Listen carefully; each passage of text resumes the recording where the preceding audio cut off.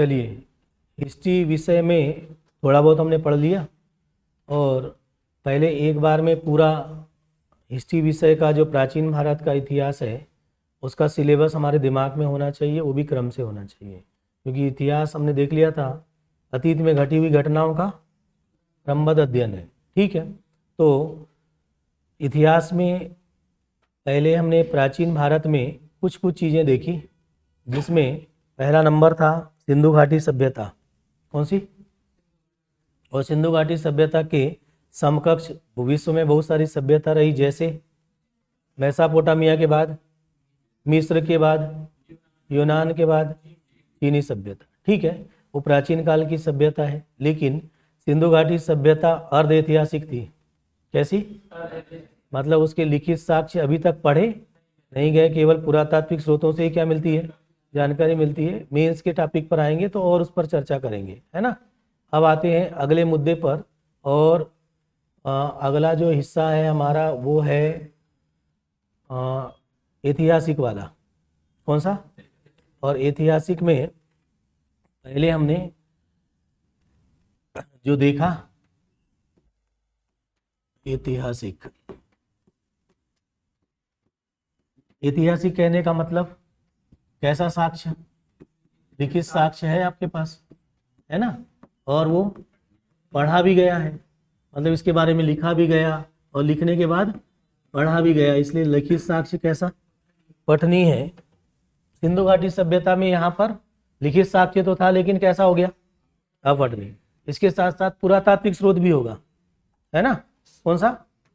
चलिए, अब ऐतिहासिक में सबसे पहला हमने देखा था ऋग वैदिक काल। सही है? कौन सा? नाम से ही लग रहा है कि इसमें क्या लिखा गया, ऋग्वेद लिखा गया। इसका एक हमने तुलनात्मक चार्ट बनाया था। सही है ना? क्या बनाया? तुलनात्मक चार्ट बनाया था। और ऋग्वैदिक काल में हमने देखा कि इधर सेंट्रल एशिया का पार्ट है, ठीक है ना। कौन सा? Central Asia. और सेंट्रल एशिया से आर्य भारत में आए, क्या चराते हुए? पशुओं को चराते हुए भारत पहुंचते हैं, और पहुंचने के बाद यहाँ पर कौन सी नदी तक रहते हैं? यमुना नदी तक के क्षेत्र में रहते हैं। कौन से काल में? ऋग्वैदिक काल में। ठीक है, और ऋग्वैदिक काल में वो केवल इतने हिस्से पर रहेंगे। कौन से लोग? आर्य लोग। क्या हैं वो? पशुचारक हैं। ठीक, और ये नदी का नाम यमुना नदी। 500 साल उनका यहीं बीत जाता है। कब से कब तक? 1500 से लेकर 1000 BC तक का बीतता है ना। फिर किसकी खोज होती है? लोहे की खोज होने के बाद वो धीरे धीरे करके आगे बढ़ना शुरू करेंगे। कौन सी नदी तक? गंडक नदी तक। यहाँ नदी कौन सी आ जाएगी? गंडक नदी, है ना। और इस गंडक नदी तक पहुँचते पहुँचते दूसरा काल आ जाएगा, उसका नाम क्या था? उत्तर वैदिक काल। उत्तर वैदिक काल। सही है। कब से कब तक? 1000 से 600 BC तक। ठीक है ना। उसके बाद फिर आगे और बढ़ेंगे, वो इधर नदी का नाम तीस्ता नदी तक बढ़ जाएंगे, और तीस्ता नदी तक बढ़ते तक कौन सा काल आ जाएगा? महाजनपद काल। ठीक है ना। तो तीसरा काल कौन सा था? महाजनपद काल था। ठीक, 600 से लेकर 300 BC तक। इन तीनों को एक साथ ही पढ़ना है, और तीनों को कैसा पढ़ना है? तुलनात्मक पढ़ना था ना। अब आर्य धीरे धीरे पशु चराते चराते, यहाँ पर वो लोग क्या थे भाई? पशुचारक। कैसे लोग हैं? पशुचारक लोग हैं। और यहाँ पर पशुचारक, यहाँ आते आते तक किसकी खोज हो गई थी? लोहे की खोज। लोहे की खोज होने के कारण उन्होंने स्थायी कृषि करना शुरू कर दिया। स्थायी कृषि। ठीक है, फिर स्थायी कृषि करने के बाद यहाँ आते आते तक वो कृषि कैसे हो जाएगी? विकसित। कृषि विकसित हो जाएगी। सही है ना। यहाँ तक पहुँच गए थे, इस एरिया तक हम। अब शुरुआती दौर में जब वो थे तो ये एरिया कहलाता था जन। क्या कहलाता था? इसको हम, ये पूरे एरिया को क्या नाम दिए थे? जन बोलते थे। फिर जन का आकार धीरे धीरे यहाँ आकर क्या हो जाएगा? बड़ा होता जाएगा, तो क्या बन जाएगा? जनपद बना था ना। यहाँ आते तक क्या बन गया? और यहाँ आते तक क्या बन जाएगा? महाजनपद। महाजनपद, महाजनपद में और आकार क्या हो जाएगा? बड़ा हो जाएगा। सही। तो क्रम से छोटे से किसकी ओर बढ़ते गए? बड़े की ओर। पहले लोग कैसे हैं? पशुचारक। फिर क्या करने लगे? स्थायी कृषि। फिर कृषि क्या हो जाएगी? विकसित हो जाएगी। तो व्यापार वाणिज्य आएगा और नगरीकरण होगा। द्वितीय नगरीकरण होगा। क्या होगा? द्वितीय नगरीकरण होगा। यहाँ पर जन है, आगे आकार बड़ा हुआ तो जनपद, और फिर क्या? ऐसे कितने महाजनपद? 16, है ना। इन 16 महाजनपदों में सबसे अंत में यहाँ पर बोला था हमने अंग, कौन सा था? यहाँ बीच में मगध, मगध है बीच में, ठीक। और इधर में सबसे इधर गांधार, गांधार था। और मध्य प्रदेश में आएंगे तो 2 के नाम लिखे थे। एक का नाम था अवंती, कहाँ पर? मध्य प्रदेश में। और दूसरा चेदी। बुंदेलखंड का रीजन मालूम हो गया आपको? बुंदेलखंड में चेदी और अवंती मालवा में, ठीक है। ऐसे 16 महाजनपदों में मध्य प्रदेश में कितने महाजनपद? तो हम भारत का, प्राचीन भारत का इतिहास पढ़ते पढ़ते मध्य प्रदेश के इतिहास पर भी बात करेंगे। जैसा हम ज्योग्राफी में बात कर रहे थे ना, वैसे यहाँ पर भी करना है। अब ज्योग्राफी की मैप के साथ भी चल रहे हैं। हर काम इतिहास का कहाँ करेंगे? मैप पर। मैप पर पढ़ेंगे तो कोई गलती नहीं होगी, ठीक। अब इन तीनों के बाद हमारा अगला जो कार्य है ना, इन तीनों को हमेशा कैसा पढ़ना है? तुलनात्मक पढ़ना है। एक ही साथ पढ़ेंगे। ऋग्वैदिक बोलेंगे तो पशुचारक, उत्तर वैदिक बोलेंगे तो स्थायी कृषि, महाजनपद बोले तो कृषि विकसित। इस समय पर जन, उधर जाएंगे तो जनपद, और आगे जाएंगे तो एक और बात हुई थी हमारी। इस समय था गणतंत्र, याद करो क्या था? मुखिया, मतलब मुखिया कैसा? मुखिया कैसा था बताओ? निर्वाचित। यहां जाएंगे तो राजतंत्र, यानी मुखिया क्या हो गया? वंशानुगत, मतलब अब मुखिया का बेटा मुखिया बनेगा, उसी को हम क्या बोलेंगे? राजा बोलेंगे। तो अब धीरे से राजा प्रजा की कहानी शुरू हो जाएगी। पहले नहीं थी। पहले क्या था? गणतंत्र था, तो उसमें कोई राजा और प्रजा नहीं हुआ करती थी। गण का मुखिया होता था। पशुचारक लोग जो हैं वो कबीले में रहते थे। पशुचारकों का क्या है? कबीला। और कबीला के लोग जो हैं वो क्या करेंगे? कबीला के लोग अपना मुखिया निर्वाचित करेंगे और वो काम चलेगा, इसलिए उसको क्या बोला? गणतंत्र। यहाँ आकर के कौन सा काल है ये? उत्तर वैदिक। और ये महाजनपद काल आते आते तक राजतंत्र में अब कैसा राजतंत्र आ जाएगा? यानी राजा और क्या हो जाएगा? निरंकुश हो जाएगा। और निरंकुश राजा उसको कहेंगे जो अपने पिता की ही क्या कर देगा? हत्या कर देगा राजा बनने के लिए। उसको क्या बोलेंगे? निरंकुश राजतंत्र बोलेंगे। इतनी बातें हमारी हो चुकी है, ठीक। अब अगला मुद्दा आगे बढ़ने का, सही है। तो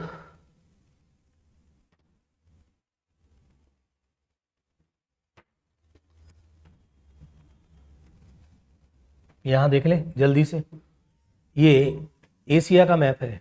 अब इसकी जरूरत पड़ेगी थोड़ी सी, क्योंकि आगे के राजाओं को पढ़ना है तो विश्व के साथ जोड़ के पढ़ेंगे। विश्व का इतिहास ध्यान से सुनना है। किसका? विश्व का इतिहास, भारत का इतिहास और मध्य प्रदेश का इतिहास, तीनों एक साथ लिंक करके चलना है ना। तभी हम चीजों को बहुत अच्छे से समझ पाएंगे, ठीक। चलो, ये पूरा एशिया का मैप किसका मैप है? इसमें ये बिल्कुल एशिया के इस छोर पर ये टर्की है, लिखा हुआ दिख रहा है, कौन सा देश? कल मैपिंग पर और थोड़ी बात कर लेंगे ताकि आपके लिए आसान हो। उसके इधर यहाँ पर यूनान था, याद है आपको? कौन सा? यूनान। और वहां पर प्राचीन यूनानी सभ्यता, कौन सी? प्राचीन यूनानी सभ्यता यूनान में, है ना। यहाँ पर ईरान है, ईरान और इराक, सही है। तो इराक में, इराक में मेसोपोटामिया की सभ्यता किसकी? यहाँ पर थी, सही है। यहाँ पर मिस्र की सभ्यता प्राचीन वाली, और भारत में यहाँ पर सिंधु घाटी की सभ्यता का क्षेत्र है। ठीक, अब अभी हमने देखा कि ये सेंट्रल एशिया से, ये सेंट्रल एशिया का एरिया है ना, यहाँ से धीरे धीरे पहुंचकर भारत में कहाँ तक पहुंच गए, तीस्ता नदी तक।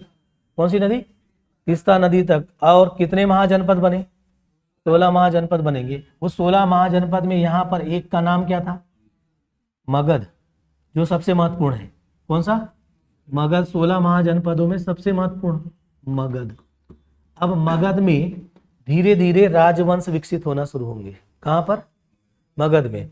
मगध के राजा अपने राज्य का विस्तार करते करते, ये कौन सी नदी का क्षेत्र, गंगा है ना, यहाँ से धीरे धीरे इधर आगे की ओर बढ़ेंगे। उधर से, इधर से, यूनान से, कहाँ से भाई, यूनान से। कौन, सिकंदर, इधर आगे बढ़ेगा। यूनान में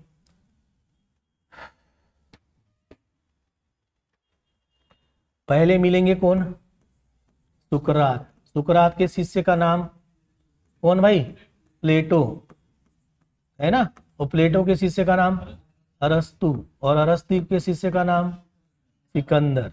ठीक, तो सिकंदर अपनी सेना को लेकर के विश्व विजय की कामना के साथ भारत की ओर बढ़ेगा। किसकी ओर, तो यहां से चलना शुरू करेगा कौन, सिकंदर। ठीक है, इधर जाना है सिकंदर को। सिकंदर यहां से चला ऐसे आकर के इस जगह पर दोनों का युद्ध होगा। किस जगह पर, सिंधु नदी के क्षेत्र में। सिंधु, झेलम, चेनाब, रावी, व्यास और सतलज। ठीक है, तो इस क्षेत्र में युद्ध होना है। इधर से कौन से, मगध का राजा भी अपने राज्य का क्या करते चलेगा, विस्तार करते चलेगा, और यहाँ पर युद्ध होना है। ठीक है, तो पहले मगध का विस्तार करा ले धीरे धीरे इधर तक, और मगध में राजवंश बनाए।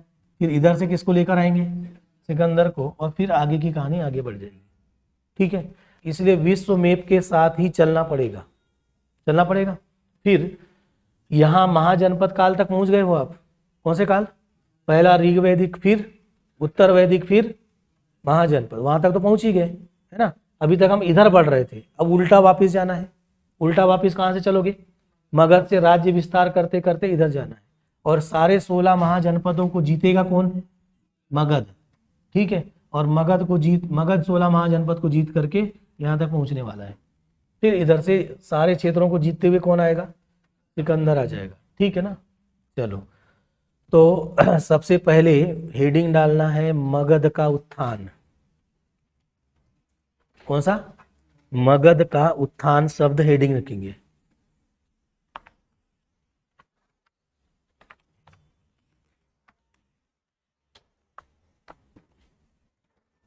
लिख दिया मगध का उत्थान, बीचों बीच में हेडिंग। कितने महाजनपद में से, ऐसा भी लिख दो ना आप। मगध का उत्थान शब्द के सामने थोड़ी जगह है, देखो बाएं तरफ है, बीचों बीच में लिखा था ना, 16 महाजनपदों में, उसके आगे लिख दो मगध का उत्थान। 16 महाजनपदों में किसका उत्थान, मगध का उत्थान। ठीक,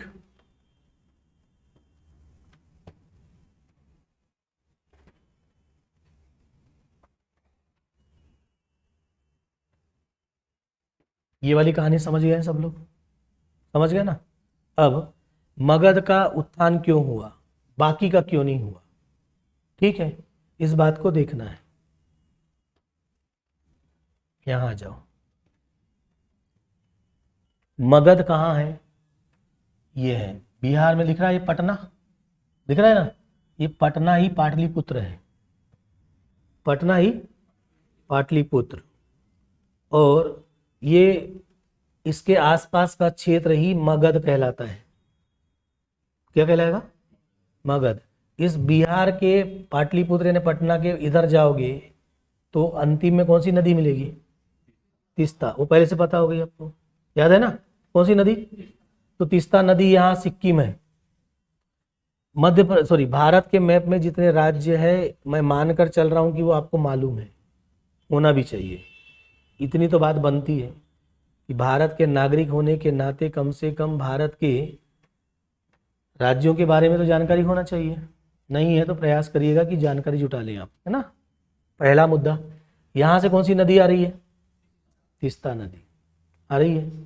तीस्ता नदी कौन से राज्य से निकलेगी? सिक्किम से, और ये पूरे इधर से निकल कर आ जाएगी। इस तीस्ता नदी के क्षेत्र से यहाँ से जो नदी निकल कर आई है, यहाँ पर 16 महाजनपदों में एक का नाम था अंग। कौन सा? कभी महाभारत देखी होगी तो अंगराज कर्ण नाम सुना होगा। दुर्योधन कई बार कहता है अंगराज, यानी दुर्योधन ने किसको? कर्ण को अंग देश का राजा बना दिया था। ठीक, 16 महाजनपदों में यहां पर एक कौन सा है? अंग है। और अंग का राजा कौन था? कर्ण था, ऐसा हमने सुना पौराणिक कथाओं में। ठीक है, इस जगह पर ये जो अफगानिस्तान के आसपास का एरिया है, यहाँ पर गांधार था, और उनकी माताजी किसकी? दुर्योधन की माँ का नाम गांधारी, वो असली में गांधार नरेश की पुत्री थी। किसकी? सुन लिया आपने, है ना। तो गांधार यहाँ रहा होगा। ठीक है, पौराणिक कथाओं में एक महाजनपद ये है, कौन सा? गांधार। और यहाँ पर अंग, यहाँ पर पाटलिपुत्र के पास मगध महाजनपद है। उसकी राजधानी पहले राजगृह थी, फिर पाटलिपुत्र रहेगी। किसकी? मगध की। और आपने हेडिंग लिखा है मगध के उत्थान या उत्कर्ष। मगध का उत्थान या उत्कर्ष। ये वाला क्षेत्र आखिर यहाँ के जो राजा थे ये इतने आगे क्यों बढ़ गए, अन्य क्यों नहीं बढ़े? हम ये ढूंढना चाह रहे हैं। हमारा मुद्दा भी ये है ना। और यहाँ के राजा आगे शक्तिशाली होकर के और आगे बढ़ते जाएंगे, यहाँ तक पहुंचेंगे ना। ठीक है, क्यों आगे बढ़े, मुद्दा ये है। ठीक है, चलो। तो एक देखा हमने अंग, और दूसरा क्या देखा? गांधार। और यहाँ पर कौन सा है? मगध की राजधानी पहले राजगृह, नीचे लिखो। मगध का उत्कर्ष लिखा था, राजधानी लिखो राजगृह। हम अभी लिख रहे हैं, ऐसा भी कह सकते हैं कि मगध का उत्कर्ष या उत्थान, ऐसे ही लिख रहे हो ना, मगध का उत्कर्ष या उत्थान, ऐसा लिखा था। उसके आगे लिख दो, और मगध के उत्कर्ष या उत्थान के कारण अब हम ढूंढ रहे हैं मगध के उत्कर्ष या उत्थान का कारण। ओके, उसमें पहला नंबर लिखा है आपने राजधानी। क्या लिखा? राजधानी, डैश मारो। उसकी जो राजधानी है वहां पर राजा रहेगा, उसकी सेना रहेगी, है ना। राजगृह जो है उसके सामने डैश करके लिखना है 5 पहाड़ियों से घिरी थी। कौन सी राजधानी? राजगृह। अब राजधानी पहाड़ से घिरी है, सोचो राजधानी किससे घिरी है? 5 पहाड़ियों से घिरी है, तो उस राजधानी पर कोई आक्रमण नहीं कर पाएगा, कोई आक्रमण नहीं कर पाएगा, क्योंकि पहाड़ से घिरी। इसलिए वहां के राजा जो हैं अपना सेना का विस्तार करके आराम से दूसरी जगह पर आक्रमण करने के लिए तैयारी कर सकते हैं। उनको तैयारी का पूरा मौका मिलेगा, क्योंकि राजधानी क्या? 5 पहाड़ियों से घिरी है। कौन सी राजधानी? तो राजगृह जो लिखा है राजधानी के सामने, है ना, क्या लिखा है? राजगृह, उसमें ए लिखो राजगृह के सामने। यानी पहली राजधानी कौन सी थी? राजगृह। कितनी पहाड़ियों से घिरी? 5 पहाड़ियों से घिरी, डैश मारो। 5 पहाड़ियों से घिरी है, मतलब बाहरी आक्रमण से मुक्त है, बाह्य आक्रमण से मुक्त हो गया, है ना। एक बात, थोड़ा बेसिक कारण ढूंढने के बाद फिर हम गति पकड़ लेंगे। मुद्दा ये है कि ये आगे बढ़ा तो क्यों, है ना। ए के बाद बी, राजगृह के नीचे पाटलिपुत्र, पाटलिपुत्र वर्तमान का क्या है? पटना। पाटलिपुत्र फिर डैश मारो। ये पाटलिपुत्र जो है ध्यान से देखना, जहां पर पटना लिखा है ना,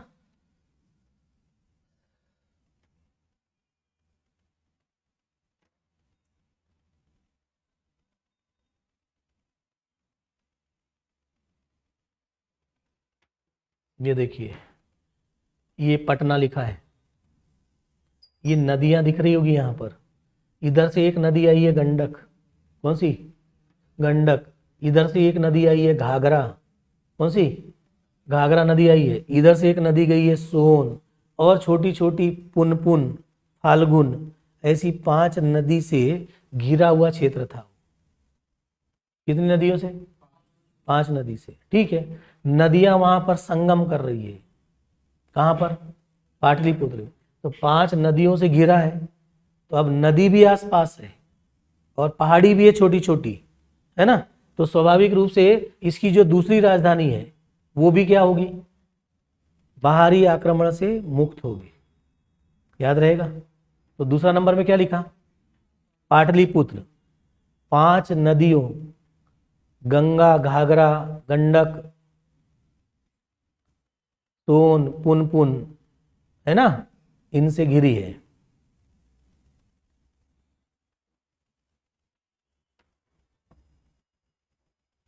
ओके।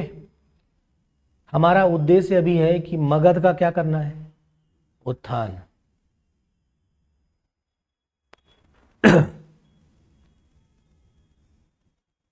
हो गया। अगला नंबर, नदी देख लिया आपने पाटलिपुत्र की? देखी कि नहीं? जी हाँ। तीसरा नंबर, ध्यान से देखिएगा। यहां देखो जरा, पहले कलर देखने सीखना है। मैंने आपको कलर देखने इसलिए सिखाता हूं बार बार। ये हरा कलर है।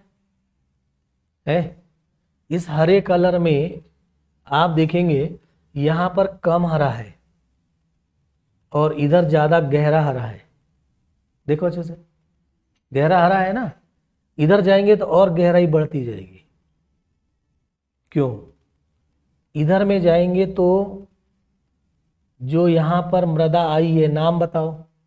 जलोढ़क मृदा। कहां से लाए हो आपने? हिमालय से लाए हो ना। वो जलोढ़क मृदा की गहराई बहुत ज्यादा है। इधर पे जलोढ़क मृदा की गहराई क्या रहेगी? कम। जलोढ़क मृदा की गहराई बहुत ज्यादा, तो मृदा उपजाऊ ज्यादा होगी। ठीक है ना। क्या? एक तो उपजाऊ ज्यादा है, साथ में इधर से जाएंगे तो वर्षा भी क्या होती जाती है? बढ़ती जाती है। इधर जाके वर्षा क्या हो जाएगी? कम हो जाएगी। इसका मतलब ये पूरा का पूरा क्षेत्र कैसा है? उपजाऊ, नदी का उपजाऊ क्षेत्र। ठीक है। और अभी हम जब अभी गंगा का मैदान पढ़ेंगे तो यहां पर खादर और बांगर का क्षेत्र है। क्या नाम सुना? ठीक है। तो वहां तीसरा नंबर लिखो, उपजाऊ मृदा, कोष्टक में लिख देंगे खादर और बांगर। कुछ समझ में आ रहा है अब ज्योग्राफी का क्या मतलब निकला? तीसरे नंबर में कारण क्या है ना, पहले तो राजधानी थी ए और बी, दूसरे नंबर में आएगा। क्यों? तीसरा बोल दिया हमने। दूसरे नंबर में क्या लिखा हमने? उपजाऊ मृदा। उपजाऊ मृदा है, तो उपजाऊ मृदा में कौन कौन सी है? खादर और बांगर। कोष्टक में लिख दो खादर बांगर। ठीक। अब उपजाऊ भूमि है तो फिर आपको पहले से पता है कि कृषि कैसी होगी? विकसित। वहां लिखो विकसित कृषि। चलो, विकसित कृषि हो गई। अब आपको क्या करना है ये सोचना है। ध्यान से सुनो। जब हम इसके पहले नगर बसा रहे थे तो हमने कहा था कि कृषि अगर विकसित होगी तो कृषि का जो सरप्लस होगा, जो कृषि का उत्पाद बच जाएगा, उसको बेचोगे आप। बेचोगे तो क्या होगा? व्यापार बढ़ेगा, और व्यापार बढ़ने से फिर मुद्रा आएगी, नगर बसेंगे तो नगरीकरण शुरू हो जाएगा, है ना। यहाँ पर नगरीकरण शुरू होगा। वो एक मुद्दा है। नगर बनेगा कौन? राजगृह और पाटलिपुत्र। राजगृह और जो राजधानी होती है वही नगर बनता है। भोपाल राजधानी है आपकी, काय में कन्वर्ट हुआ? नगर में। हमेशा ऐसा होगा, यानी राजा की राजधानी किस में कन्वर्ट होगी? नगर में कन्वर्ट होगी। वो अगला मुद्दा है, मगर मैं दूसरा मुद्दा पहले सुन लो। कृषि का अधिशेष है, कृषि विकसित है। आपने लिखा कृषि, क्या लिखा? विकसित। तो कृषि अधिशेष आएगा, लिखो कृषि अधिशेष। उसके आगे लिखते जाओ कामा लगा लगा के। आएगा कि नहीं कृषि अधिशेष? अब कृषि में अधिशेष है तो उस क्षेत्र का व्यक्ति जो है आराम से सेना रख लेगा, क्योंकि सेना को भी भोजन कराना है। सेना को क्या कराना पड़ेगा? भोजन कराना पड़ेगा कि नहीं? तो कृषि अधिशेष सेना रखना आसान। अन्य जगह के लोग सेना नहीं रख पाएंगे, लेकिन ये रख लेंगे। क्या रखेंगे? सेना रखना आसान। ओके, नीचे और नगरीकरण भी होगा कि नहीं? क्यों होगा पता चल गया था, नगरीकरण तो पहले से मालूम है आपको। नगरीकरण से राज्य विस्तार का अवसर मिलेगा, राज्य विस्तार का अवसर मिल जाएगा। ठीक, मतलब आप देखो एक से क्या कर रहे हो, दूसरी चीजों को जोड़ते जा रहे हो। यही काम है। आपको पहले से पता है कि यहाँ पर कृषि सरप्लस होगा, क्योंकि आप ज्योग्राफी जान रहे थे ना। अभी मैपिंग करेंगे तो ये सारी नदियां आपके कंट्रोल में आ जाएगी। थोड़ी थोड़ी नदियां जानी अभी तक हमने, इधर से एक सोन ले गया, उधर से यमुना, उधर से कौन सी? गंगा। गंडक के बारे में पहले से पता है। कौन सा काल तक? उत्तर वैदिक काल में कहाँ तक आओगे? अब गंडक नदी तक आओगे कि नहीं? सही है, बढ़ गए आगे। चलो फिर अब हमको सेना भी रख ली हमने पहले अपने राज्य का विस्तार कैसे होता है ये समझना चाह रहे थे। राज्य का विस्तार, क्योंकि पूरे इतिहास में यही काम है हमारा। राज्य के विस्तार के लिए सबसे पहले सुरक्षित राजधानी होना चाहिए। इसलिए बहुत सारे राजाओं को देखेंगे, उनके किले देखेंगे आज तो पहाड़ों पर मिलेंगे। देखना कभी भी किले कहाँ मिलेंगे, क्योंकि राजधानी को क्या बनाना चाहते थे वो? सुरक्षित।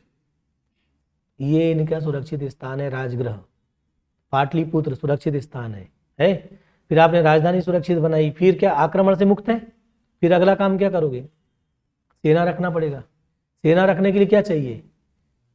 पैसा चाहिए। बिना पैसे के सेना रख लोगे क्या? कोई आदमी क्यों काम करेगा आपके लिए, जब आप उसको खाने पीने सब दोगे? मतलब वेतन देने के लिए पैसा होना चाहिए ना। कब दे पाओगे? जब कृषि में क्या आएगा? अधिशेष आएगा। कृषि उपजाऊ होगी तब रख पाओगे, नहीं तो सेना नहीं रख पाओगे। सैनिक क्यों काम करेगा, ये सोचो। ठीक है, उसके लिए क्या चाहिए? कृषि का अधिशेष चाहिए। और कृषि अधिशेष आएगा क्योंकि भूमि कैसी है? उपजाऊ है। तो हमने सेना को क्या दे दिया? वेतन दे दिया। अब सेना रखने से क्या चलेगा? तलवार भी तो चाहिए। बिना तलवार के कहाँ काम चलेगा, है ना? तो ध्यान से सुनो। ये वाला एरिया मालूम है आपको, प्रायद्वीपीय पठार का हिस्सा है, कठोर चट्टान का है। यहाँ पर लोहा मिल जाएगा। क्या मिल जाएगा? ये वाला जो एरिया देखो, इसके नजदीक है ये पाटलिपुत्र पटना, उसके बिल्कुल बगल में देखो ये हजारीबाग का पठार है। कौन सा? तो यहाँ पर उसके आसपास के क्षेत्र में क्या मिलेगा? लौह अयस्क। और उस लौह अयस्क से पहले ही आपको मालूम है उत्तर वैदिक काल में किसकी खोज हो चुकी थी? लोहे की खोज हो चुकी थी। आपने है तो जंगल काट के क्या कर लिया था? कृषि करना शुरू कर दिया था। तो तलवार बनाना भी शुरू कर दोगे ना। तो पाटलिपुत्र के आसपास क्या मिलेंगे? लौह अयस्क से सेना के लिए साजो सामान बनाना आसान हो गया। साजो सामान समझ गए, है ना? पाटलिपुत्र के आसपास के क्षेत्र में क्या मिला? लोह अयस्क, है ना? या लोहा मिल गया। उससे क्या कोष्टक में लिख दो, तलवार मतलब साजो सामान। किसके लिए? सेना के लिए। ये भी आसान। ओके, ध्यान से सुनते। अगला, सेना भी हो गई, सेना के पास तलवार भी ला लिए। हमको राज्य का क्या करना है? विस्तार। कैसे होगा मगध का विस्तार, ये दिमाग में आना चाहिए। ठीक है, तब मगध के लोग यहां से कहां तक छलांग मारेंगे? गांधार तक। इधर गांधार है ना, अंग को जीतना तो बड़ा आसान था। किसको? अंग को जीतना आसान रहेगा ही, रहेगा कि नहीं? चलिए अब अगला नंबर, आपके पास सेना के पास में क्या आ गई है? तलवार भी आ गई। अब आपको सेना में ऐसी सेना चाहिए जो दूसरे के महल को गिरा दे। जब अगर आक्रमण करो आप तो उसका महल तहस नहस करना है हमको। बारूद अभी नहीं आ पाएगा, इतने जल्दी बारूद नहीं बनेगा। प्राचीन काल में हो आप, है ना? उस समय की परिस्थिति में सोचो कि बारूद तो इतने जल्दी नहीं बनेगा, बारूद तो बहुत बाद में आने वाला है। हाथी चाहिए, क्योंकि दूसरे का महल गिराने में कौन कम मदद करेगा? हाथी। तो ध्यान से सुनो, ये जो हजारीबाग का पठार है ना, यहाँ के घने जंगल में हाथी मिलते थे, तो इन्होंने हाथी को रख लिया। ठीक है, तो बगल में क्या मिले, घने जंगल, आसपास के घने जंगलों से क्या मिल गया, हाथी। तो कौन सी सेना हो जाएगी, एक हाथी की सेना भी हो जाएगा, अश्व सेना भी होती है ना, पैदल सेना भी होती है कि नहीं, अलग अलग टुकड़ी बनेगी ना, तो हाथी की सेना आ गई। अब चलिए मगध पर विस्तार करते हैं। ठीक, क्या इतने से मगध का विस्तार हो जाएगा, मगध का उत्कर्ष हो जाएगा?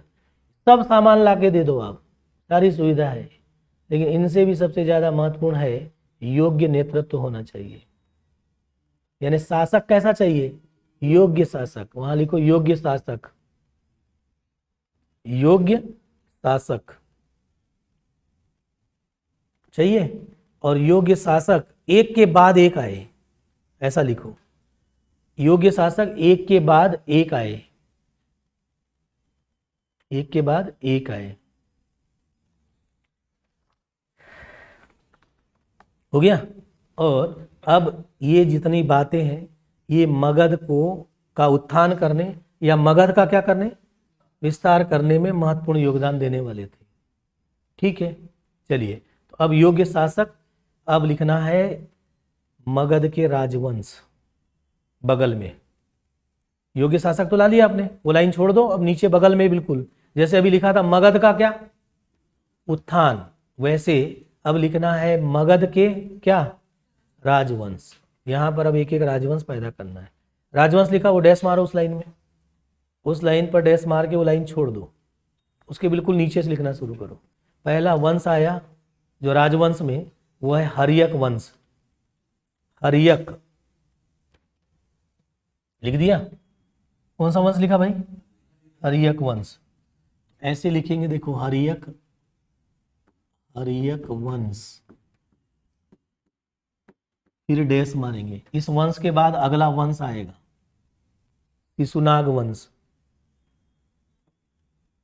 फिर डैश मारेंगे नंद वंश, फिर डैश मारेंगे मौर्य वंश। कौन सा वंश आया, मौर्य वंश। ठीक है, और यही लोग पीटी का प्रश्न बना देते हैं कि निम्न राजवंशों का क्रम, सही क्रम क्या है।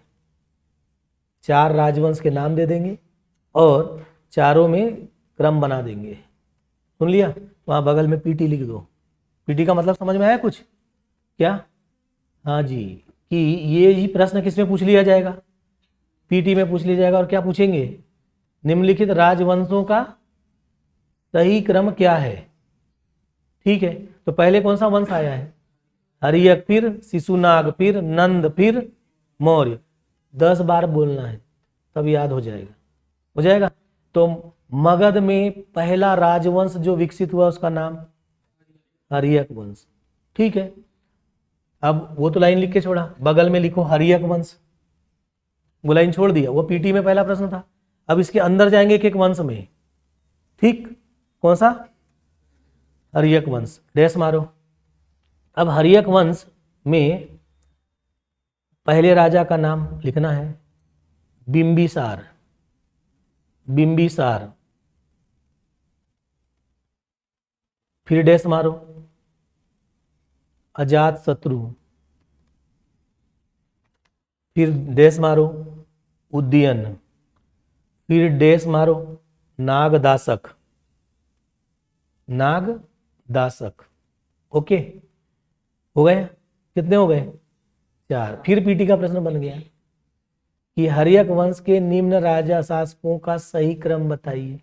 एक क्वेश्चन ये हुआ, तो पहला कौन आया, बिंबिसार, है ना, और वो आपको गलत कराने के लिए वहां पर बिंदुसार दे देंगे। बहुत ज्यादा अंतर नहीं लग रहा है बिंबिसार और बिंदुसार में, कुछ समझ में आ रही बातें। ठीक है, अभी कौन से वंश पर हो आप, हर्यक वंश के कितने राजा हो गए, इनका भी बढ़ता क्रम है ये। तो हर्यक वंश के राजाओं का, शासकों का सही क्रम है, ये क्वेश्चन हो सकता है पहला। दूसरा क्वेश्चन हो सकता है कि निम्न, 4 ऑप्शन है देखो अच्छे से, कितने, निम्न में से कौन हर्यक वंश का शासक नहीं रहा। हर्यक वंश का शासक नहीं रहा, 3 यहाँ के रहेंगे, एक और बाहर का आ जाएगा। ये पीटी का क्वेश्चन। पहले क्वेश्चन बनाने सीखो, पहले दिन से ही बनाने हैं। जितने बार बनाने सीखोगे खुद से, वैसा क्वेश्चन फ्रेम होगा। सुन लिया? पहला क्या लिखा कि पहले तो मगध के शासकों का सही क्रम या राजवंशों का सही क्रम तो हर्यक, शिशुनाग, नंद और मौर्य, ऐसे ही बोला ना, हर्यक, शिशुनाग, नंद और मौर्य। फिर हमने क्या बोला? हर्यक वंश के शासकों का सही क्रम, तो फिर चारों के नाम पता होना चाहिए। क्या? बिंबिसार, अजातशत्रु, नाग, उदयन और नागदशक। बोलना पड़ेगा भाई 10 बार, तब याद रहेगा। ठीक है, अब ये चारों शासकों में सबसे पहले मगध की शुरुआत करने का काम कौन कर रहा है? बिंबिसार कर रहा है ना। कौन सा? अब मुझे ये बताइए, जो मगध का हम उत्थान कराना चाह रहे हैं, है ना, इसमें अभी आप किस काल में हो? ऋग्वैदिक काल में हो, उत्तर वैदिक में हो कि महाजनपद में हो? किस में हो? महाजनपद काल में हो। महाजनपद काल में कितने महाजनपद? 16 में से एक को बढ़ाना है, और उसके बढ़ने के कई कारण हमारे पास है। उनमें सबसे अंतिम कारण था योग्य नेतृत्व, और योग्य नेतृत्व में पहला नेतृत्व किसने किया? बिंबिसार ने। किसने? बिंबिसार ने किया। उसके पास इतनी सारी सुविधाएं थी, वो अब क्या करेगा? धीरे धीरे राज्य का विस्तार शुरू करेगा। ठीक है, तो सबसे पहले नंबर बिंबिसार। अब किस में जाओगे? बिंबिसार पे जाओगे ना। ठीक है, चलिए बिंबिसार पर गए। कौन से वंश का है भाई? जो भी पहला रहेगा उसको बोलते हैं उस वंश का संस्थापक। तो पहला तो वही बात हो गई, वो तो कोई लिख लेंगे जल्दी से। क्या? हर्यक वंश का क्या है? संस्थापक। हर्यक वंश का संस्थापक लिख दिया। किसको? बिंबिसार के सामने डैश लगा लगा के लिखेंगे। ध्यान से सुनिए। अब हम लिखते कैसे हैं? परीक्षा के दिन हमारे को एक ही बार में सारी बातें दिखनी चाहिए। ठीक है ना? बिंबिसार। मेंस में समझ में आया कैसे लिखना है? मेंस में क्वेश्चन आएगा कि मगध के उत्थान के कारण बताओ, तो आपने 5 कारण लिख लिया है। किसके? मगध के उत्थान के कारण या मगध के उत्कर्ष के कारण लिखिए। 5 नंबर का क्वेश्चन आएगा, तो आपको आंसर लिखा दिया हमने। देखते गए और लिखते गए। सही है ना? अब पीटी के क्वेश्चन पर आ रहे हैं, तो कैसे पीटी के क्वेश्चन फ्रेम होंगे वो भी देखना है। ठीक, चलो। पीटी और मेंस ना अलग अलग नहीं होता, दोनों साथ में चलता है। बीच में जहां पीटी के क्वेश्चन होंगे आपको बता दिए जाएंगे, मेंस के जहां होंगे वो दिखा दिए जाएंगे, है ना। चलिए, पहला नंबर क्या आया? बिंबिसार के बारे में जो भी बातें लिखोगे ऐसे लिखोगे, डैश लगा के। एक ही बार में सब कुछ दिखना चाहिए। तो बिंबिसार के बारे में पहली बात क्या लिखेंगे? हर्यक वंश का संस्थापक। अब आपको मालूम है राजधानी 2 थी, राजगृह और पाटलिपुत्र। इसने राजधानी राजगृह बनाया। राजधानी राजगृह लिखो। राजगृह कितनी पहाड़ियों से घिरा है? 5। राजधानी राजगृह।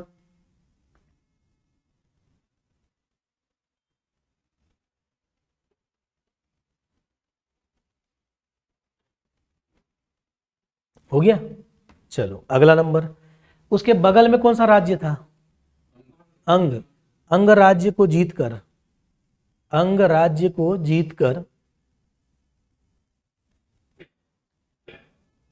अपने पुत्र, पुत्र का नाम क्या है उसके नीचे? अजात शत्रु को वहां का शासक बनाया। अजात शत्रु को वहां का शासक बनाया, बना दिया। डैश मारो अगला। डैश लगा लगा के ही लिखना है, पॉइंट्स हैं। चलो अब देखो कि ये महाजनपद काल में ब्राह्मण धर्म के विरोध में 2 धर्म आ चुके थे, जैन और बौद्ध। याद है? जैन और बौद्ध आ चुके थे। तो महात्मा बुद्ध जो थे, कौन? महात्मा बुद्ध की सेवा में अपने इसने राजवैद्य जीवक को भेजा था। अगला नंबर लिखो। महात्मा बुद्ध की सेवा में अपने राजवैद्य जीवक को भेजा था। महात्मा बुद्ध की सेवा में अपने राजवैद्य का नाम क्या है? जीवक को भेजा था। मतलब बीमार होंगे तभी तो भेजेंगे। जी हाँ।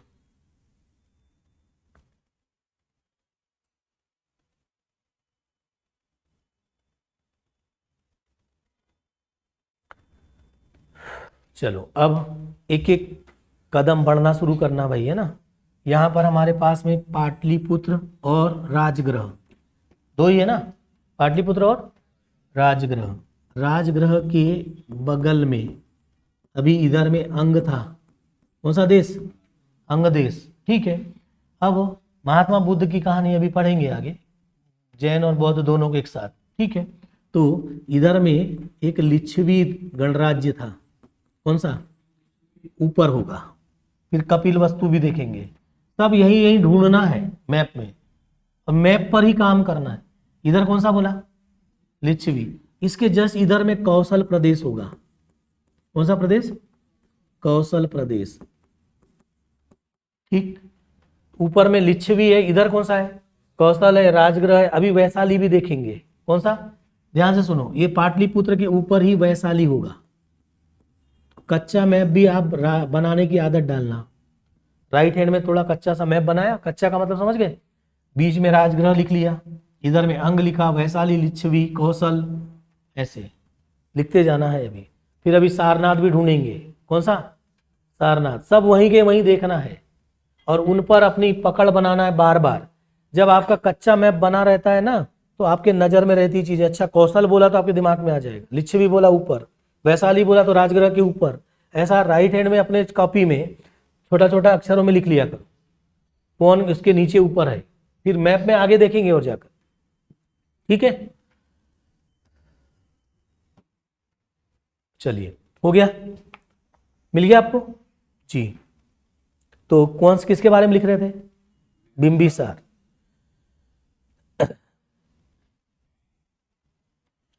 अब हमारे को करना था साम्राज्य का विस्तार। क्या करना है, साम्राज्य विस्तार के दो तरीके होते हैं, ध्यान रखिएगा कभी भी। पहला तरीका ये होता है कि या तो बगल वाले पे आक्रमण करके उसको जीत लो, आक्रमण करके जीत लो, और दूसरा तरीका होता है कि बगल वाले के लड़की से शादी कर लो। यानी एक तरीका है आक्रमण का और दूसरा तरीका है विवाह का। इन दोनों से क्या होता है, साम्राज्य विस्तार होगा। जब विवाह कर लेंगे तो उससे कोई डर नहीं रहेगा, वो अपना आदमी हो गया, फिर आगे बढ़ेंगे उसके साथ मिल करके, फिर तीसरे पर आक्रमण करेंगे, ठीक है। तो कौशल देश, बगल में कौन सा देश है, कौशल देश की राजकुमारी से विवाह,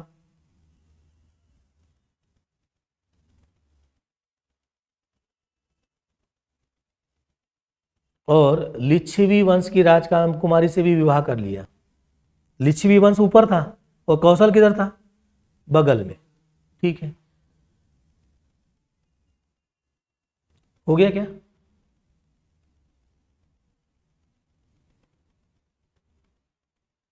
चलो अब देखो, अब ये हमारे को साम्राज्य विस्तार करना है, दो तरफ से शादी किया, एक तरफ क्या कर लिया, आक्रमण, और अब क्षेत्र इतना बड़ा बन गया, हमको राज्य विस्तार करते करते यहां तक पहुंचना है ना, पहुंचना है कि नहीं। तो अब देखिए किसने विस्तार कर लिया, ठीक। तो निष्कर्ष क्या निकला, आक्रमण और विवाह के द्वारा राज्य विस्तार, ऐसा लिखते हैं। ये मेंस में लिखने काम आएगा आगे, अभी से पृष्ठभूमि बनाओ थोड़ी थोड़ी। आक्रमण और किससे, विवाह से क्या किया, साम्राज्य विस्तार किया।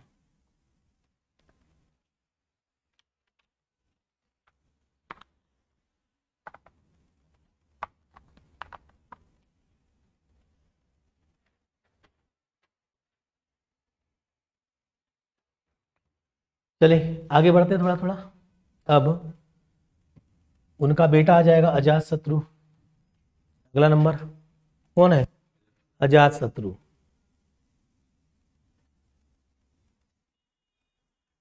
हो गया, कौन, अजात शत्रु, डेस मारो। अब ये जो अजात शत्रु है, ये अपने पिता की हत्या करके राजा बना था, नीचे लिखो, पिता की हत्या करके राजा बना।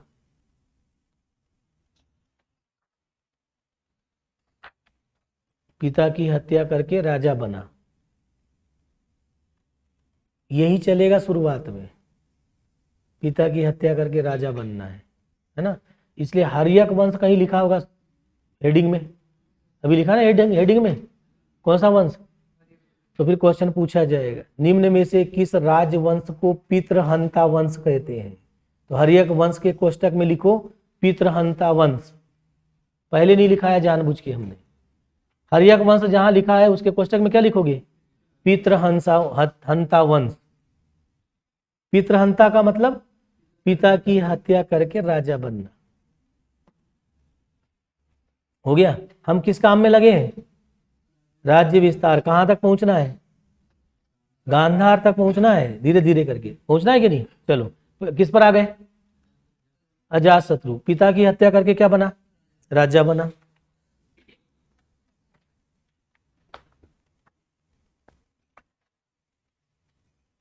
राजगृह के आसपास सुदृढ़ दुर्ग का निर्माण किया। क्यों करेगा बताओ? हाँ जी, सुदृढ़ दुर्ग का निर्माण किया।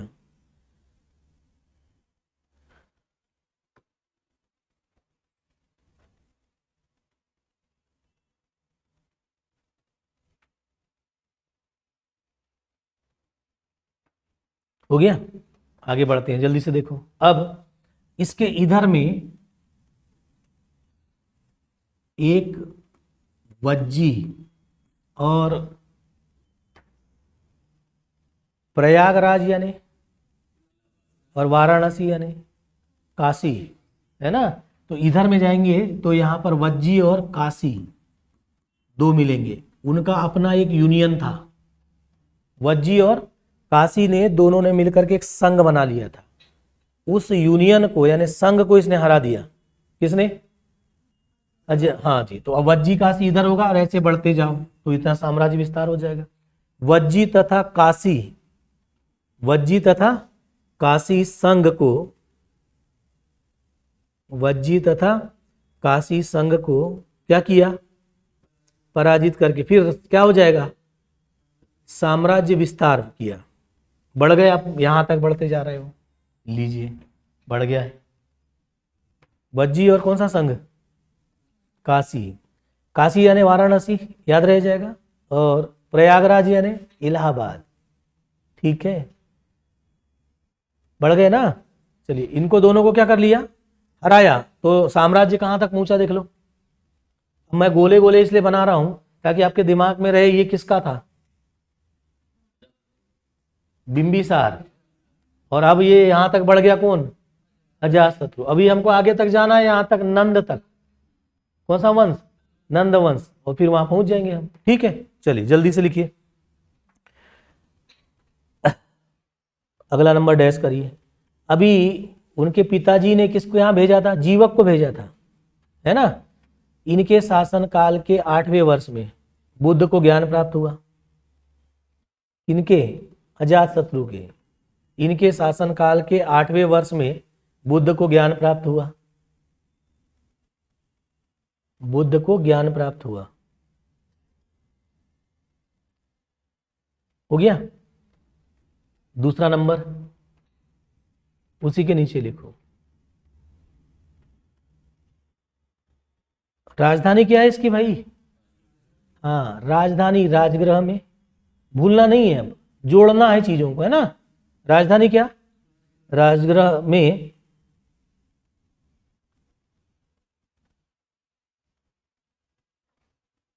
ठीक है, राजधानी राजगृह में प्रथम बौद्ध संगति, प्रथम बौद्ध संगति 483 बीसी में हुई। प्रथम बौद्ध संगति कब हुई है? 483 यानी 483 बीसी में हुई। जिस साल बुद्ध ने महापरिनिर्वाण किया, देह त्याग किया, उसी साल ये बौद्ध संगति हुई है। ठीक है, अभी याद रख लेना, ऐसे लिखना नहीं है। बात करेंगे जब बुद्ध पर जाएंगे, फिर बुद्ध का पूरा चिंतन दर्शन, फिर बात करेंगे कि बौद्ध धर्म कैसे चलता है। क्योंकि हमको इथिक्स का भी जो बौद्ध और जैन वाला पार्ट है वो यहीं चलेगा। हमने पहले ही बता दिया कि क्रम से चलते जाएंगे, जो जो मिलेगा सिलेबस में जहाँ जो होगा, लेकिन हम चलेंगे कैसा? क्रम से ही। पीछे से जितनी सारी चीज़ें सब धकेल के आगे बढ़ जाएंगे और सीधे जाकर भारत आज़ाद कर देंगे और अंत में हम भी आज़ाद हो जाएंगे। हो जाएंगे कि नहीं? सिलेक्शन हो गया तो आज़ाद होंगे कि नहीं? लेकिन क्रम से चलोगे तभी चीज़ें क्या होगी? स्थायी बैठेगी। ओके, क्या लिखा? हाँ, प्रथम बौद्ध संगति कब हुई, कहाँ होगी, ये तो पहले से पता है, क्योंकि अभी राजधानी केवल कौन सी है, कितनी पहाड़ियों से घिरी है। अब देखो आपके दिमाग में सब चीजें स्थायी रूप से बैठेगी, बैठेगी ना। राजगृह में प्रथम बौद्ध संगति हो गई 483 BC में। उसके नीचे और लिख लीजिएगा दूसरा उसी के डेस में, इस संगति में सुत्त पीटक और विनय पीटक ग्रंथ लिखे गए। सुत्त पीटक और विनय पीटक ग्रंथ लिखे गए। आगे हम पूछेंगे आपसे, रिवीजन करेंगे बस वहां पर, ठीक है ना। सुत्त पीटक और विनय पीटक।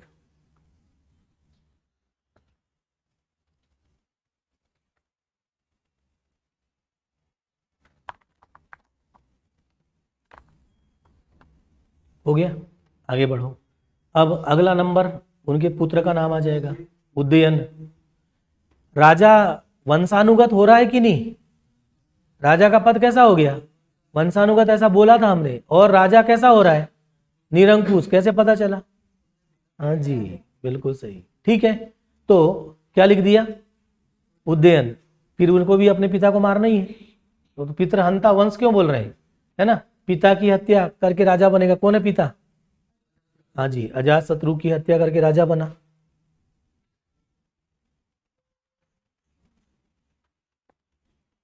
ठीक, अगला नंबर।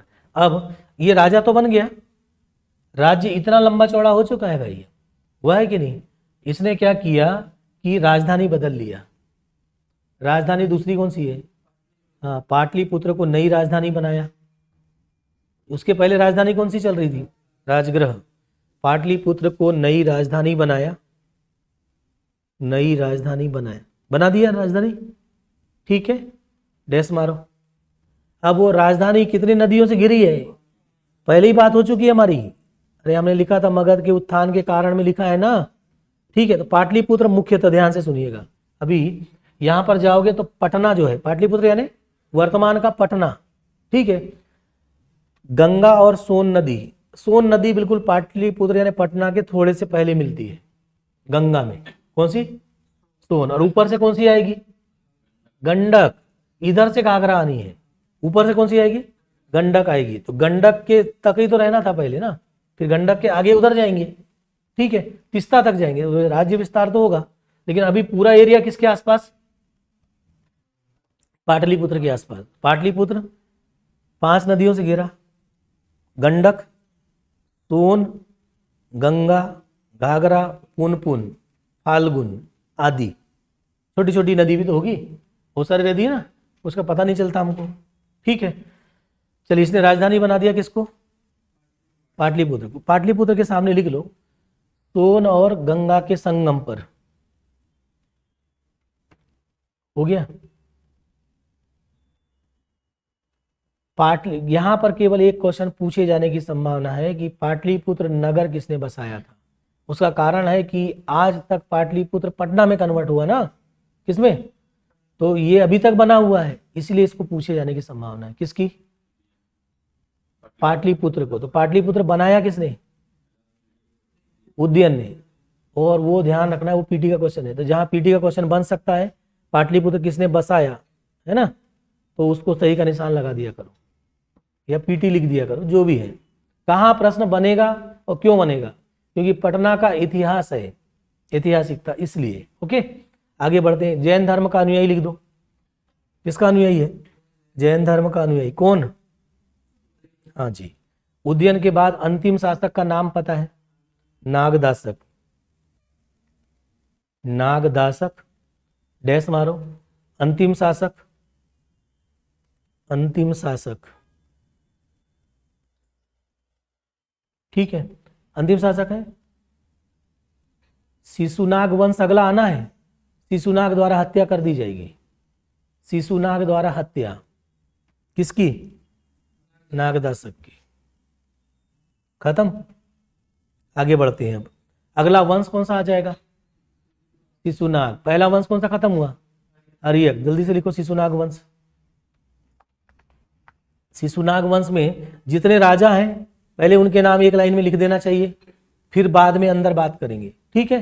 पहले वही काम करेंगे हमेशा। तो शिशुनाग वंश के पहले राजा का नाम तो शिशुनाग ही होगा, उसके नाम पर ही बना है। कौन सा है? शिशुनाग। दूसरा नंबर डैश मारो फिर से। काला शोक, अशोक नहीं है, काला शोक है, काला शोक। तीसरा नंबर है नंदीवर्धन। कौन?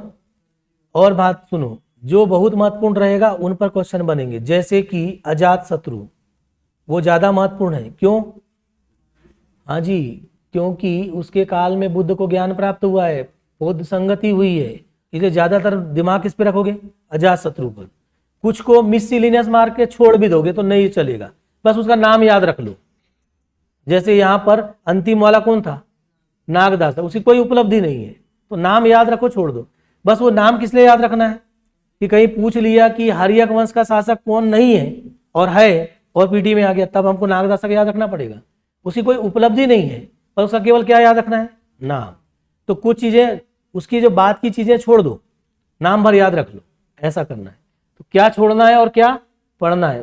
पढ़ना बहुत अच्छे से किसको है? अजात शत्रु को। और बहुत को मिससिलिनियस पढ़ना है, थोड़ा सा पढ़ के छोड़ देना है, लेकिन उसके अंदर जाकर रिसर्च एंड डेवलपमेंट नहीं करना, क्योंकि वहां से क्वेश्चन नहीं बनेगा। जहां क्वेश्चन बनता है वो हम आपको बताते चलेंगे कि यहाँ यहाँ बनेगा। ओके, चलिए अगला नंबर क्या लिखा? शिशुनाग, हेडिंग डालो बगल में जल्दी से। डाल दिया? कौन? इतने ही शासक है वहां पर, कौन कौन? शिशुनाग, कालाशोक और नंदीवर्धन। ठीक, शिशुनाग पहला नंबर लिखो, डैश करके। क्या लिखोगे? वो हर बार लिखना है। पहले वाले को क्या लिखते हैं भाई? संस्थापक।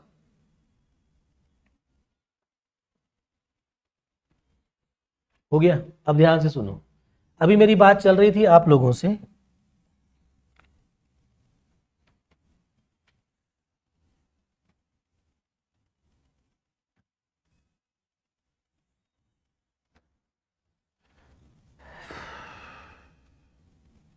पहले राजगृह राजधानी बनाई गई थी, दो जगह, दो लोगों ने राजगृह को ही रखा। कौन कौन?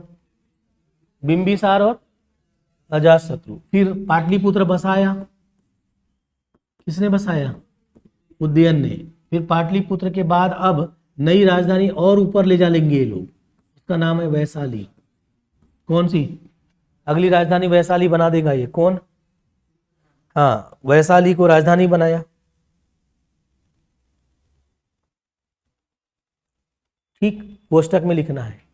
अभी आपको मालूम होगा कि दो लोगों के संघ थे, काशी और वज्जी। वज्जी यहां ऊपर है, इन पर नियंत्रण करना था, और ये बार बार जो है आक्रमण करने या स्वतंत्र होने की बात कर रहे थे, इसीलिए वैशाली को राजधानी बनाया। वज्जियों पर कठोर नियंत्रण के लिए, कोष्टक में लिखो, वज्जियों पर कठोर नियंत्रण के लिए।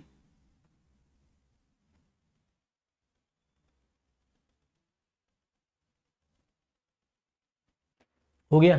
अब आगे बढ़ते हैं। अब राज्य विस्तार करना था, अभी तक पहला हुआ था यहाँ, फिर से आगे वज्जी तक हो गया।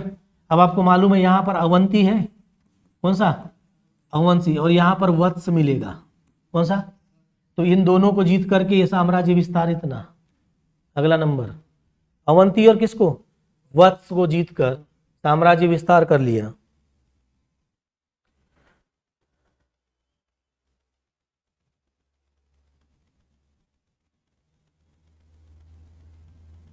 साम्राज्य विस्तार कर लिया। साम्राज्य विस्तार होता ही जा रहा है, बढ़ते जा रहे हैं हम, हमको यहाँ तक पहुँचना, ये टारगेट है हमारा, पहले से तय हो गया है। अब देखिए, आप मैप पर देखते जा रहे हो, पढ़ते जा रहे हो, एक बार भी अगर आप इसका रिवीजन करोगे तो दिमाग में सारी चीजें आ जाएगी। नीचे क्या था? राजगृह, उसके ऊपर पाटलिपुत्र के ऊपर वैशाली, ठीक है। फिर उधर है तो लिच्छवी होगा, कौन सा? फिर हमको मालूम था इधर वज्जी, फिर काशी, पहले तो मगध था, पहले बिल्कुल करीब में रहा होगा, है ना। पिक्चर दिमाग में बनाओ, बस काम चल जाएगा। इधर में कौन था?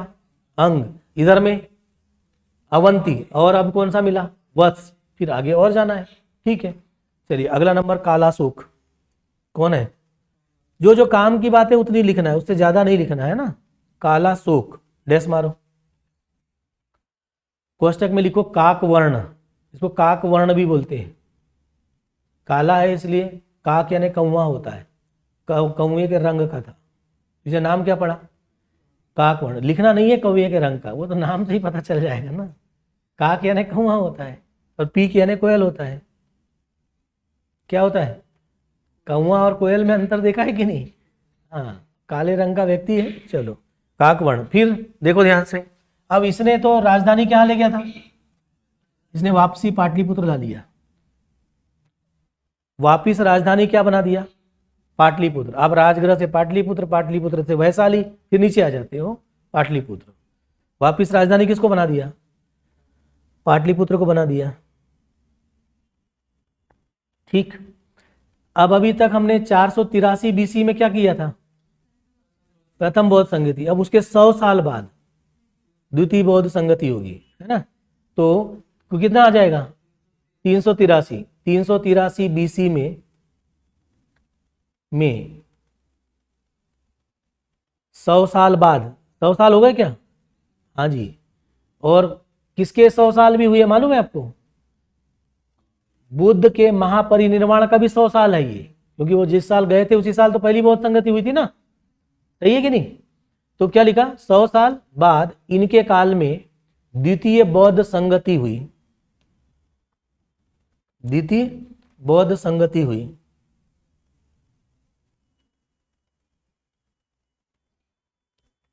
द्वितीय बौद्ध संगति हुई। लेकिन अब यहां पर एक बहुत महत्वपूर्ण बात है जो आपके लिए कंफ्यूजन पैदा कर देगी। आपने कहा कि राजधानी पहले कौन सी थी? वैशाली। बाद में उसने वैशाली से कहां लाया? पाटलिपुत्र लाया है। लेकिन बौद्ध संगति कहां कराओगे? वैशाली में कि पाटलिपुत्र में? कंफ्यूजन है कि नहीं? वैशाली में। कंफ्यूजन नहीं रहना चाहिए ना। राजधानी लाने के पहले वहां पर क्या हो चुकी है? बौद्ध संगति हो चुकी है। तो दूसरी बौद्ध संगति कहां हुई? वैशाली में। पहली कहां हुई थी? राजगृह में। राजगृह में पहली, दूसरी वैशाली में। ठीक है।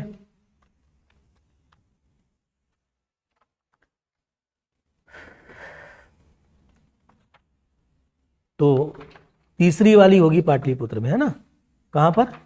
तीसरी वाली। चौथा अंतिम शासक है नंदीवर्धन। कोई उपलब्धि नहीं है, नाम लिख के छोड़ दो बस। नंदीवर्धन अंतिम शासक।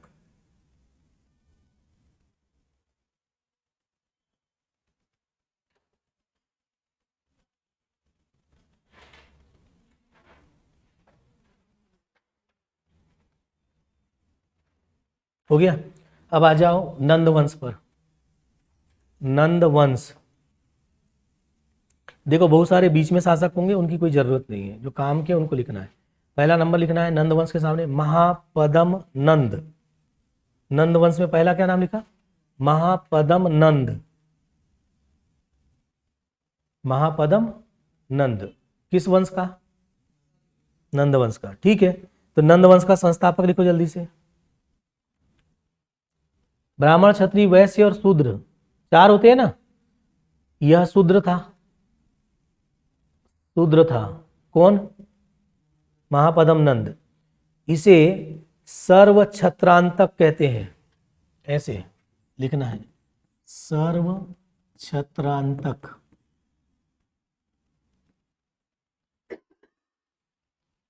सर्व छत्रांतक कहते हैं। अर्थात ब्राह्मणों एवं क्षत्रियों को नष्ट करने वाला। शूद्र है इसलिए इनको नष्ट किया, ऐसा बोलेंगे। ब्राह्मणों और क्षत्रियों को नष्ट करने वाला। परशुराम का नाम सुना है? परशुराम का दूसरा अवतार कहते हैं इसको। परशुराम का दूसरा अवतार। अब आप सोचो कि यदि ये सर्व छत्रांतक है तो स्वाभाविक रूप से राज्य का विस्तार कहां तक लेके जाएगा? सभी क्षत्रियों को मार देगा ना, तो राज्य विस्तार कहां तक, आगे तक बढ़ा लेगा। ठीक है। इसने साम्राज्य का पश्चिम तक विस्तार किया। साम्राज्य का पश्चिम तक विस्तार किया।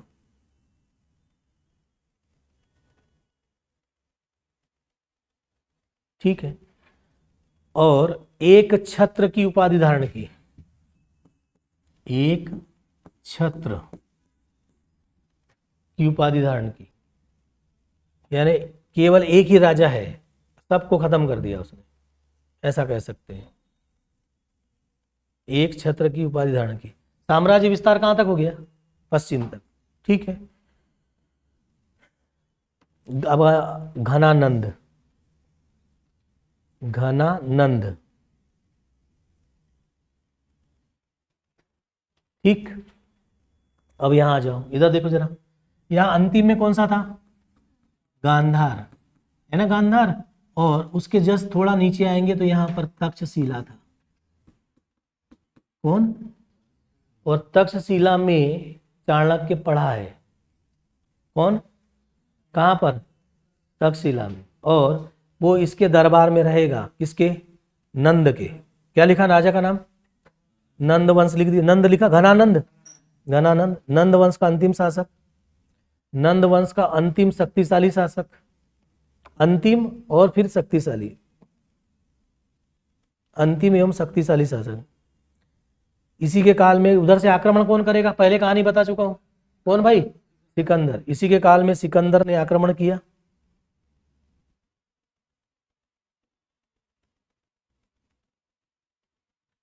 सिकंदर ने आक्रमण किया, लेकिन उसकी सेना, सिकंदर ने आक्रमण किया लेकिन, उसी के आगे लिखो, उसकी सेना ने व्यास नदी को पार करने से मना कर दिया।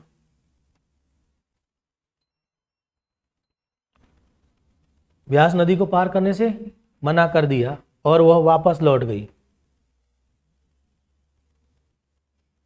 वापस लौट गई। लेकिन पैराग्राफ चेंज करके लिखो, और ये लाइन मेंस में जरूरत पड़ेगी, ठीक है। लेकिन घनानंद ने अपने मंत्री चाणक्य का अपमान किया था, अपने मंत्री चाणक्य का अपमान किया था।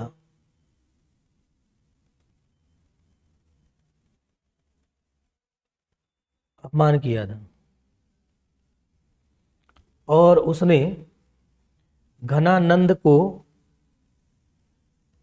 घनानंद के वंश को समाप्त करने की कसम खाई थी, कसम खाई थी।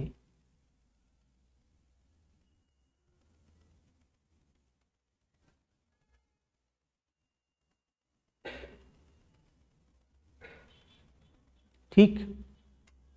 सिकंदर से युद्ध के दौरान घनानंद कमजोर हो गया था। सिकंदर से युद्ध के दौरान घनानंद कमजोर हो गया था।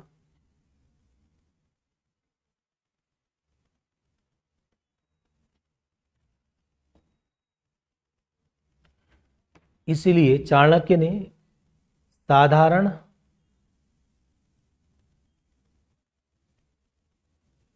किंतु योग्य शासक चंद्रगुप्त की सहायता से